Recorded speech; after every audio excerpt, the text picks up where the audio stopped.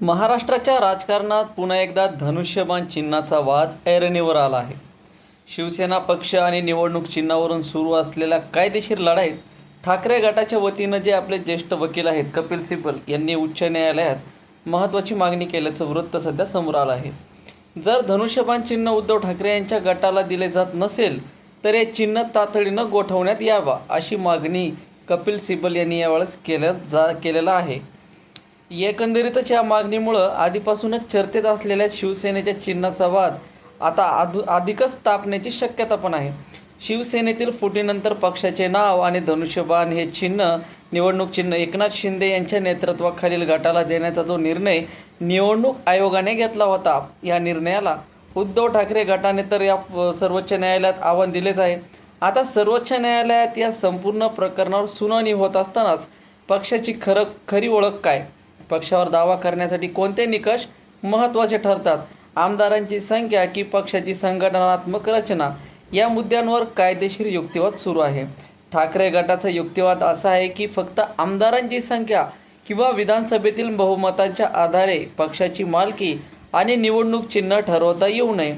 एकंदरीतच पक्षाची मूळ संघटना, पक्षाची घटना आणि पक्षाची स्थापना यांचाही विचार केला पाहिजे, असा ठाकरे गटाचा दावा आहे.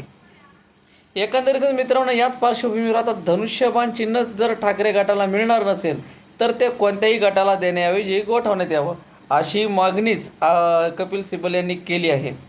सर्वोच्च न्यायालय आता या मागणीवर काय भूमिका घेऊ शकतो, त्याच्यानंतर धनुष्यबाण चिन्ह कोणाकडे जाऊ शकतो, शिवसेनेच्या नावावर आणि चिन्हावरचा अंतिम निकाल कोणाच्या बाजूने लागू शकतो, एकंदरीतच या सगळ्या प्रश्नांची जी उत्तरं आहेत ते सर्वोच्च न्यायालयाच्या पुढील सुनावणीमध्ये स्पष्ट होण्याची शक्यता आहे. एकंदरीतच महाराष्ट्राच्या राजकारणामध्ये मित्रांनो, धनुष्यबाण हे केवळ निवडणूक चिन्ह नसून शिवसेनेच्या राजकीय ओळखीशी जोडलेले प्रतीक मानलं जातं. त्यामुळे या प्रकरणातील प्रत्येक सुनावणीवर शिवसैनिकांसहितच संपूर्ण महाराष्ट्राचं देखील लक्ष लागलेलं आहे. धनुष्यबाण गोठवण्याची मागणी झाली, आता सुप्रीम कोर्ट काय निर्णय देणार, तुमचं मत काय वाटतं मित्रांनो?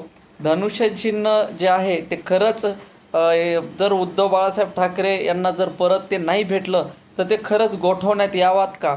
एकंदरीतच किंवा या संपूर्ण प्रकारामध्ये सर्वोच्च न्यायालय काय निकाल देऊ शकतो? आता एकनाथ शिंदे यांच्याकडनं काय बाजू मांडल्या जाऊ शकते, यांच्याकडनं आता काय वकील युक्तिवाद करतात हे देखील आता पाहण्याची गरज आहे. तर तुम्हाला या संपूर्ण प्रकरणाबद्दल काय वाटतं आम्हाला नक्कीच कमेंट बॉक्समध्ये कळवा. असेच नवनवीन व्हिडिओ पाहण्यासाठी आपल्या फेसबुक पेजला फॉलो करा, यूट्यूब चॅनलला सबस्क्राईब करा. भेटू नवीन व्हिडिओमध्ये, तोपर्यंत धन्यवाद.